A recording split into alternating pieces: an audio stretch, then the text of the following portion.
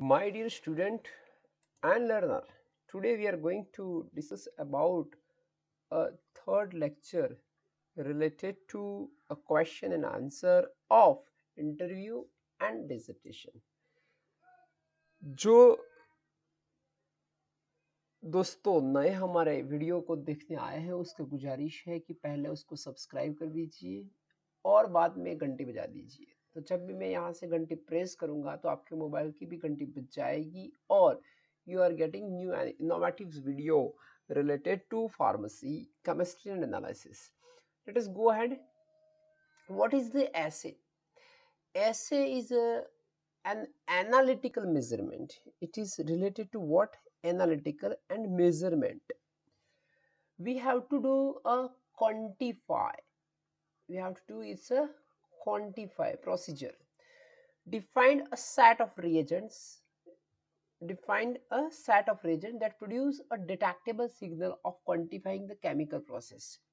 वो क्या दिखा बताता है कि वे आप कुछ केमिकल के साथ जुड़े हुए प्रोसेस करके उसमें कोई एक एलिमेंट कितने अमाउंट में है उसको मेजर करने की जो प्रोसीजर फॉलो करते हो उसको ऐसे बोला करते हैं।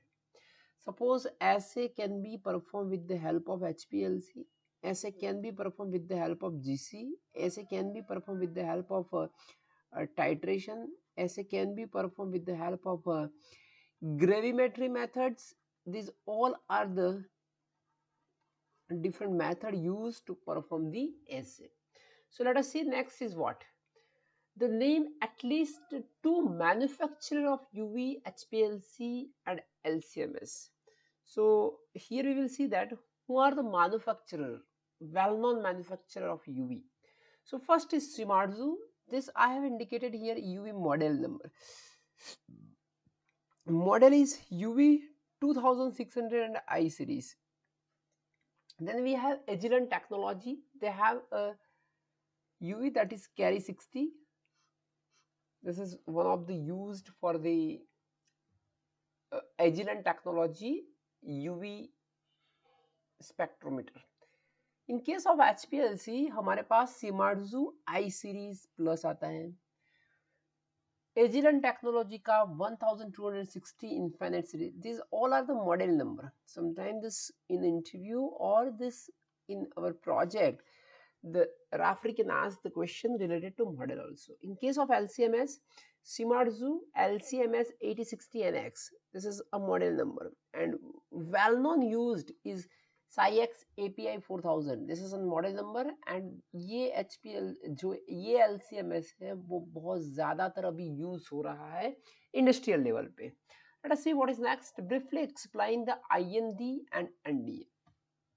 मैं आपको बता दूं कि कोई भी ड्रग पहले मेडिसिनल केमिस्ट्री से स्टार्ट करके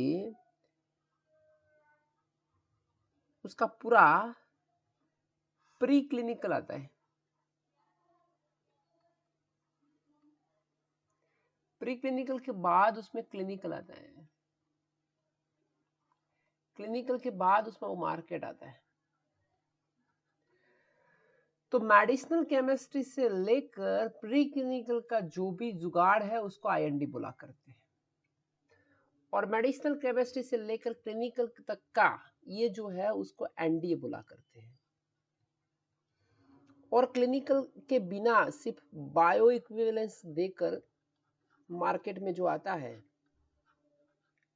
उसको बोलते हैं AND. They are not produce a data of preclinical. ये लोग क्लिनिकल का डेटा भी प्रोड्यूस नहीं करते हैं, वो जस्ट वो बायो इक्विवेलेंस प्रूव करते हैं. Let us see what is IND. Applicable for new drug. It's सही है.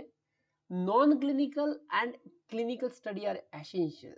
सो here it is wrong. Only non-clinical study are essentials, right? In case of NDA, applicable for new drug.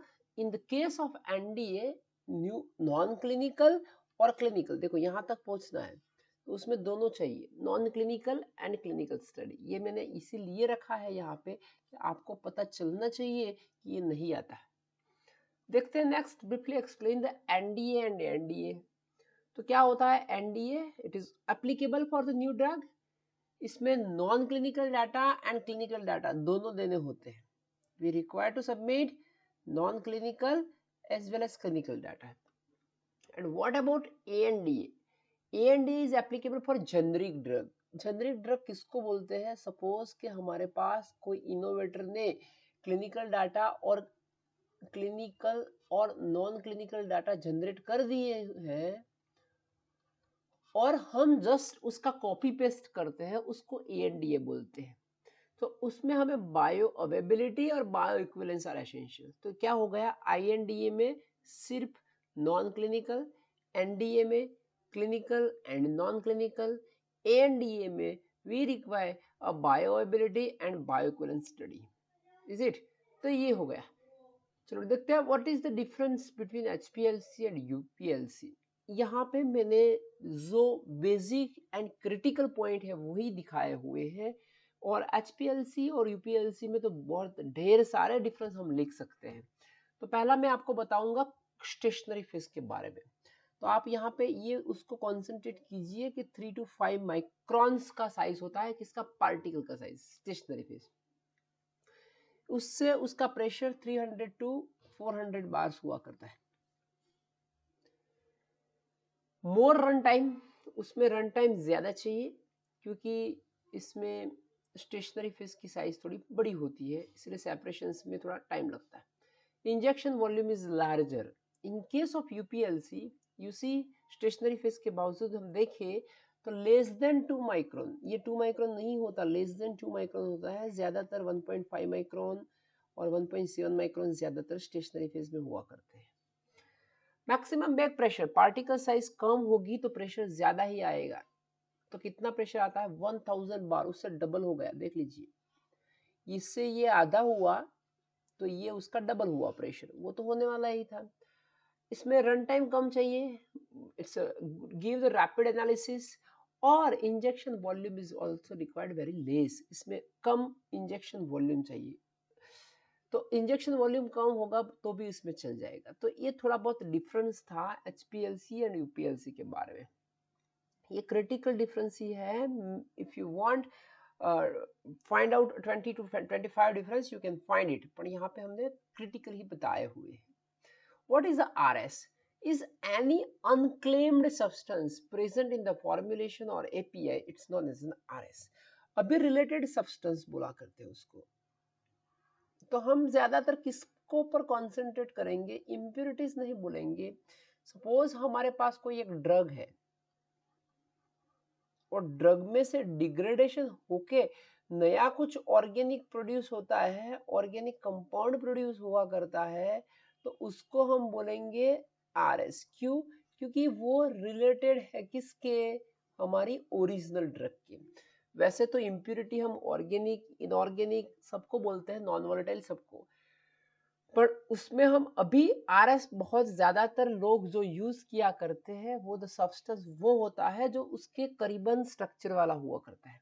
तो उसमें हमारे पास ये ICH में दिया हुआ है कि भाई हमारा कोई एक इम्प्योरिटी है, ये थोड़ी बहुत है, उसमें एक टेबल दिया हुआ है,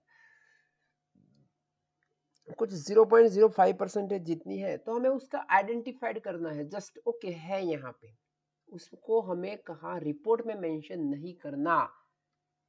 अगर ये इम्प्योरिटीज अब सब लेवल से ज्यादा हो जाती है तो हमें उसका रिपोर्ट में मेंशन करना है कि भाई ये इम्प्योरिटी यहाँ पे है, और उसका लेवल एक लेवल से भी ज्यादा चल जाता है तो हमें वो भी मेंशन करना है, उसको क्वालिफाइड करना है. क्वालिफाइड करना है मीन्स उसका हमें टॉक्सिकोलॉजिकल डेटा जनरेट करना पड़ेगा. तो कोई इम्प्योरिटी हमारे HPLC में थोड़ी बहुत सिग्नल देती है, उसको हम आइडेंटिफाइड करके इग्नोर कर देंगे, ठीक है यहाँ पे है. देन हमारे जो रिपोर्ट बनते हैं COA, सर्टिफिकेट ऑफ एनालिसिस, इसमें हमें रिपोर्ट करना होता है भाई कि ये इम्प्योरिटी रिपोर्ट करने लायक है, उससे ज्यादा है. अगर उससे बढ़ गई तो उसको क्वालिफाइड करना पड़ेगा. क्वालिफाइड किससे करेंगे? हम क्वालिफाइड टॉक्सिकोलॉजिकल डेटा से किया जाते हैं. ठीक है, तो इस तरह के थोड़े बहुत क्वेश्चन आंसर्स थे. वो आपको कुछ प्रोजेक्ट्स में रिलेटेड और कहीं पर हाँ आप इंटरव्यू में चले जाओगे तो वहाँ पे भी यूज होते होंगे. अगर आपको कुछ ऐसा दूसरा कोई क्वेश्चन हो तो you can write in the comment box, so I can make the video on that also. Thank you, thanks a lot.